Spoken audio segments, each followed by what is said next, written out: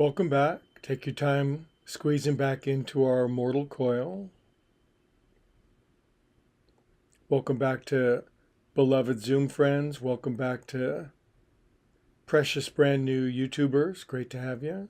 We're just concluding our quiet time, breathing back into our body. It's really a precious time to be slow, deliberate, intentional, feel our way back into our skin, absorb very much love, light, and truth. Good. Wiggle your fingers and toes, maybe your nose. Circulate extra super feel God through yourself. Open your eyes. Blinkety blink.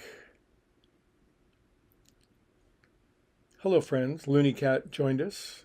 It's good to have him on board. He is so relaxed right now. He helps me. Meditating with your pet is scientifically proven to increase the power of meditation.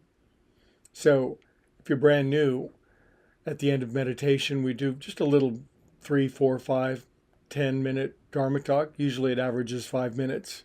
And the purpose of it is to strengthen our meditation. We find that in yoga or any spiritual art, the study of an idea or a thought or a spiritual principle definitely is a means by which we can help to elevate our consciousness as we think about ideas that are uplifting.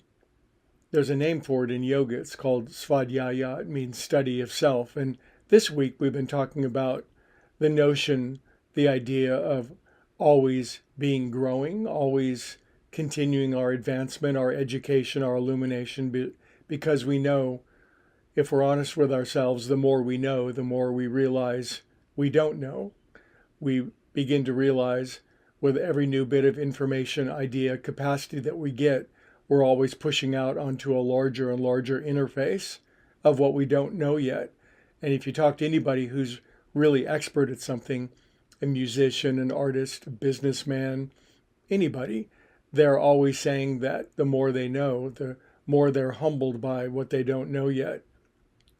But one of the great benefits of meditation is that it helps us to focus our mind. And in this modern age, I think you know what I'm talking about. There are more distractions than there have ever been. So right now in front of me are 30 different electronic devices which could grab my attention. And so it makes us modern folks very, very capable of multitasking, this amazing ability to do 78 things at once, which is great. What an amazing ability that is. But meditation, here's what meditation does. It releases our natural genius. And the way that it does that is it takes our concentration, which in these modern days has been fractured and splintered into 1,000 separate streams, and it begins to focus it in. And a pretty good metaphor, I think, is of light.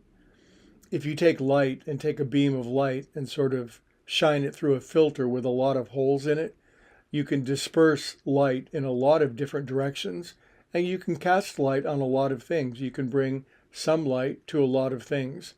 But in meditation, there's this whole other aspect to our inner light, our inner ability to concentrate and to focus. And in meditation, we learn to narrow. We learn to focus that beam of light into one steady, strong stream. And of course, we know that that's a laser beam. And a laser beam can cut through steel, and a laser beam can be bounced off the surface of the moon. That's the power of our concentration. We all have it. It's dormant. It's a potential inside of all of us, but not all humans are interested in this ability to concentrate. It is a great God-given gift. And in meditation, whether we're just starting or have been at it for a long time, we continuously heal and repair and then grow and realize this great power of concentration we have on the inside. And then we can point it at the things we love in life. We can point it at whatever you love, your art, your business, your family, your relationships, your health, your well-being. But whatever we look at, we can see it with much greater depth, much greater intellect, much greater clarity, much greater vision, and much greater genius. And it's the kind of laser beam, it's the kind of light that is, it's not strained. It's not an effort to concentrate it. It's actually the most relaxed thing in the world to let our internal focus calm down, relax, and when we look at something, to actually see it, to actually let the divide between the observed and the observer begin to melt away and become one with whatever we're doing.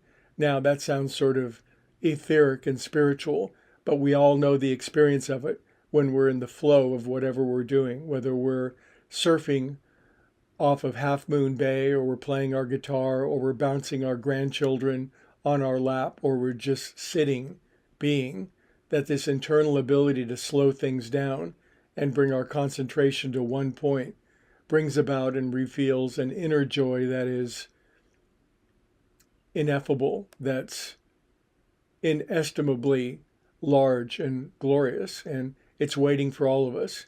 And doing it together, we get better. Anyway, that's what Looney taught me. Have a beautiful day. Welcome to my Zoom friends. YouTubers, please like and subscribe and spread this vibe of meditation around the planet. And let's rise above the fray and find our similarities rather than our differences. Have a beautiful day, everyone.